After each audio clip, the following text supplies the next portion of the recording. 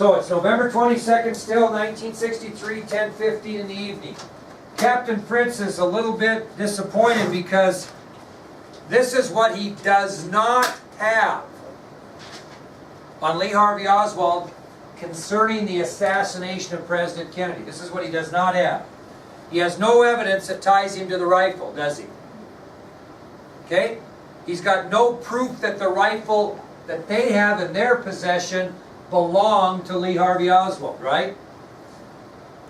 And they have no witness that can put Oswald up on the 6th floor when the assassination took place, because Howard Brennan, their only witness, got scared and did not identify Oswald in the 3rd lineup, right?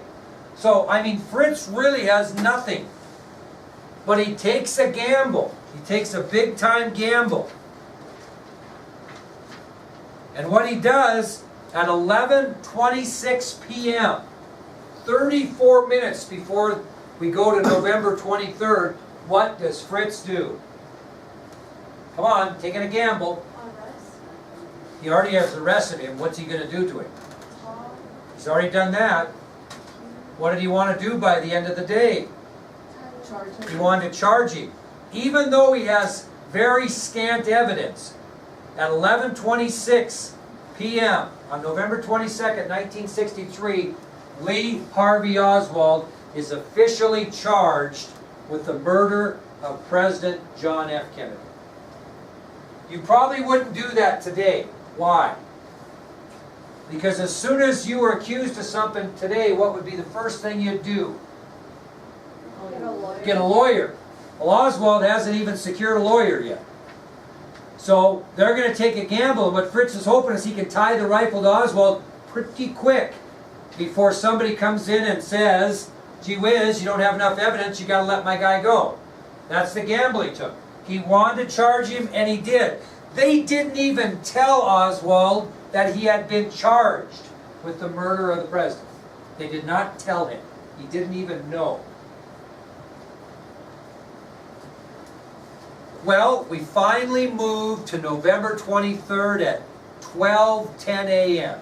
10 minutes into the new day, Captain Fritz gets together with other police officials because who's driving them nuts on the 3rd floor? The press. Very good, dear. They're just pulled up there, right? They're driving them nuts. What do they want? Who do they want to see? Who do they want to take pictures of? Oswald. Very good. So, Captain Fritz is getting together with other police officials, and they decide, we got to get the press out of here. They're driving us nuts.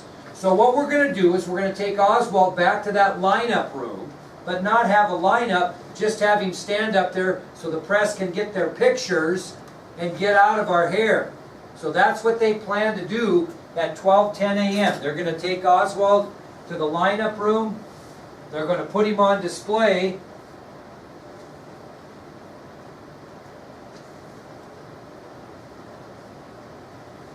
For the press to take pictures of. But they're going to give the press some ground rules.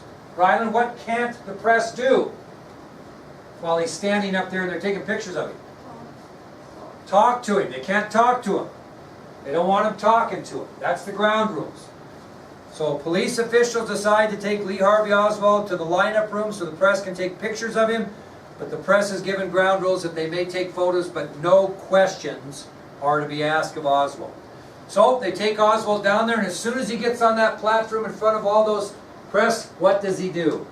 Starts talking. Starts talking. Well, what does the press think when they hear him talk? Gee whiz, they must be going to allow us to talk. And the first question, one of the first questions that comes out is, did you kill the president? One of the first questions that come out, not the first, but one of the first questions that comes out is, did you kill the president? Here's his response. He says, quote, no, I have not been charged with that. In fact, nobody has said that to me yet. The first thing I heard about it was when the newspaper reporters in the hall asked me that question. Okay? No, I have not been charged with that. In fact, nobody has said that to me yet. The first thing I heard about it was when the newspaper reporters in the hall asked me that question. So when he was walking down the hall during one of the times they were bringing him through the press, not necessarily right then, somebody had asked him that, and he didn't answer. Well, at that moment, you'll hear it on video, one of the other reporters says, "You have been charged." And he says, "What?" And he says, "You have been charged." So a reporter is the one that informs Oswald for the first time that he has been charged with the murder of President Kennedy. Well, you'll see how remarkably calm Oswald is when the press is taking pictures of him and talking to him for a guy that's just been accused of killing the President of the United States. That demeanor is the same type of demeanor he has really had all the way through this interrogation process. And you'll get a chance to see it. Well, as they pull him out of the lineup, another person asked him off the cuff something about Russia. Have you ever been to Russia? Why were you in Russia? He didn't really answer it. And then as he's leaving, you can't hear it, but somebody asked him what happened to his eye, and he said, "A policeman hit me." That was in reference to when Ray Hawkins punched him back at the Texas Theater when he pulled the gun on M.N. McDonald. Well, at 12:30 a.m. on that day, they take Oswald's mugshot. You know what a mugshot is? A picture of your front and side. You'll get a chance to see that. I'll show you that video in a minute. So, by this time, Captain Fritz is desperate for a connection between Oswald and the rifle. He knows he's going to have to find it pretty quick.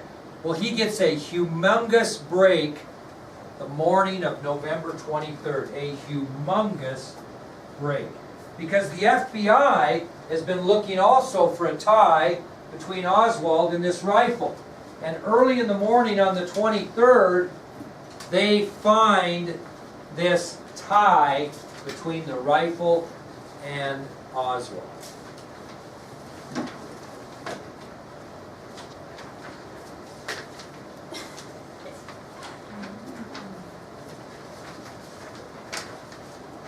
Now this is kind of interesting because what we have here, kiddos, oops, we'll give you keep that, so you'll do that.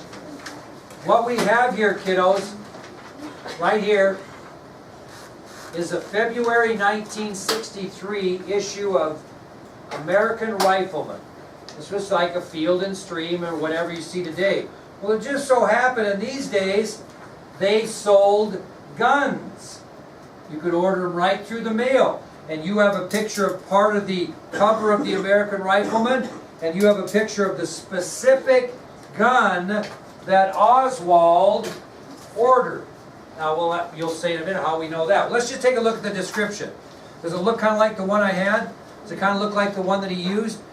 It's a 6.5 Italian carbine, only 36 inches overall, weighs only 5.5 pounds, shows only slight use, slightly oiled, test-fired, and head spaced, ready for shooting. Turn down bolt, thumb safety, 6-shot clip, regular open sight, fast loading and fast firing. You could purchase that fine rifle, that one there in the picture, for $12.88 without the scope. If you wanted the scope, it was $19.95. So your question might be, why is that such a big break in the case? How does that tie Oswald to the gun? Well, what they found in addition to that, the FBI, was an order form that was at the bottom of that magazine. If you wanted to order one of these fine guns, you could use the order form. And you can see this order form right here. The thing about the order form that's interesting is when the FBI checked out the post office box, the owner of this post office box that ordered this rifle, they found out it belonged to none other than Lee Harvey Oswald. But yet, who ordered the rifle? Come on now. Who ordered the rifle? Alex something. A. Heidel. Who was A. Heidel? That was his other alias that they found on the ID card when they searched him. So this thing was delivered to Lee Harvey Oswald at his post office box under the alias of A. Heidel. Now, just a side note, I won't get into this in detail, but the pistol that he used to shoot Tippit, he also ordered from a different company with the same address under the name O period H period Lee. O.H. Lee. So that'll come by later. Well, now listen to me on this, as this is pretty interesting. It was ordered on March 12th of 1963, March, April, May, June, July, August, September, October, November, more than 8 months prior to the assassination. More than 8 months prior to the assassination, Kennedy wasn't even making an announcement that he was coming to Dallas, which tells you that he ordered the rifle for a different purpose. John Kennedy was not his first target. He actually shot at a guy named General Edwin Walker and tried to kill him prior to his assault on the president. Now, I'll tell you that whole story later. But from a conspiracy theorist point of view, if you don't know about the General Walker attempted shooting, you don't know squat about Lee Harvey Oswald or any attempt on the president. And we'll get to that later. That's a long version, but I won't be able to help myself to at least tell you the story. But right now, they don't know that. Right now, they know that he ordered a gun on March 12, 1963 from Klein Sporting Goods. And they even have a copy of the receipt that Klein's Sporting Goods used when they processed his order. So have they finally got the tie between the rifle in the Texas School Book Depository and Lee Harvey Oswald? They certainly do. And here is even the order form that went with it. Charles, I got one. oh, you already got it, right. Okay. So, there's the break he got. Now, he ordered it the 12th of March. They shipped it March 20th. They shipped it to that post office box, COD. So when Lee Harvey Oswald showed up and got a notice the package was there, he had to give them $19.95 plus shipping and handling and COD charges. Okay? Now he got it way before the assassination of President Kennedy. And he will use it in another attempted assassination, which I'll tell you later. Okay? Which will tie into my entire philosophy on what really happened. Okay? So, now that you have this information, what did Fritz do at 10:30 a.m. on the 23rd? Now that he's got this new info. What? Oh no, no, they already know he's been charged. But what's he do once he gets this info? He brings who back in? What would you do? You'd bring Oswald in, wouldn't you? And talk to him about this new evidence you have. So at 10:30 a.m., Lee Harvey Oswald is taken back to Fritz's office for more interrogation. And obviously, Fritz now has Oswald tied to the rifle used in the assassination. Here's the conversation. To open up, kind of break the ice with Oswald, he asked him how he slept. Oswald responded, "Never slept better." Captain Fritz then asked Oswald about the package he brought to work the day of the assassination. Oswald responding by telling Fritz it was his lunch. Captain Fritz then asked Oswald if he had ever ordered a rifle under the name of A. Heidel. Oswald very calmly says no. Oswald was then confronted about the fact that the identification card found in his wallet bore the name A.J. Heidel. He said, "I don't know anything about it." That's what he said. Now, here's where it gets weird. Meanwhile, while this is going on, poor old Marina Oswald is down the dumps. She's not so certain that her husband maybe didn't do this, because if you knew the story about the first assassination attempt, you'd get this better. But I'll get it to you, because we can't get too far ahead of ourselves or behind. So she's going through a scrapbook, and she's reminiscing about the old days, and she's looking at photos, and she comes across this photo that she took of her husband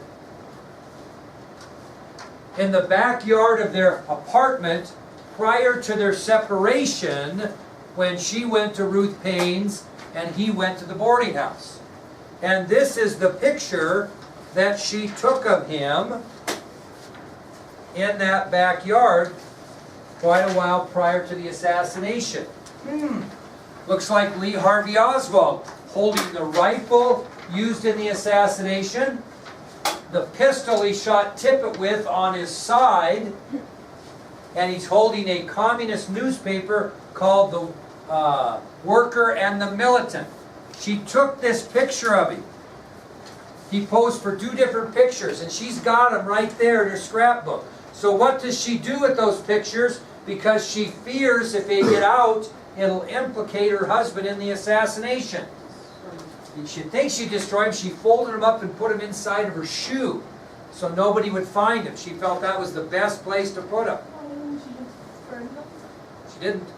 But here's what you don't know about pictures because you're too young. Maybe. There's still negatives. There's negatives. Not a lot of kids know what negatives are.